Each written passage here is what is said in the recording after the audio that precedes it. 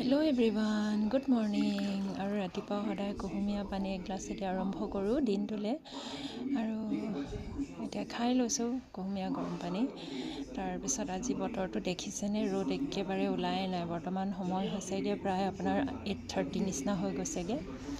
আজি আকৌ বেটাই শুই উঠাৰ পৰা আমনি কৰি আছে, আজি স্কুল নাযাওঁ বুলি। এইফালে মই মাৰ ভাত বনালোৱে, ঘৰৰ চাউল আছিলে। আকৌ তাৰ কাৰণে ব্ৰেডো গৰম কৰি আছোঁ।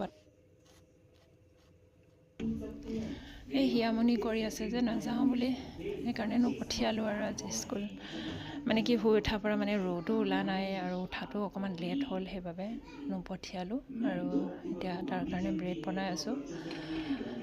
আৰু আপোনালোকে ভিডিঅ'টো শেষলৈকে চাবলৈ নাপাহৰিব আৰু প্লিজ ছাবস্ক্ৰাইব কৰি দিব।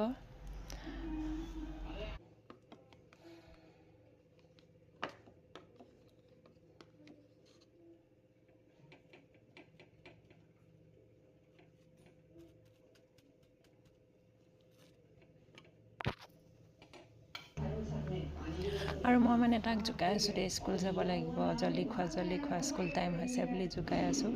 সেয়া মানে ভয় খুৱাইছোঁ আৰু সি টেনশ্যন হৈ গৈছেগৈ স্কুল যাব লাগিব নেকি বুলি। তাৰপিছত এয়া মোৰ কাৰণে লাল চাহ, ৰাতিপুৱা সময়ত লাল চাহকে খাইছোঁ।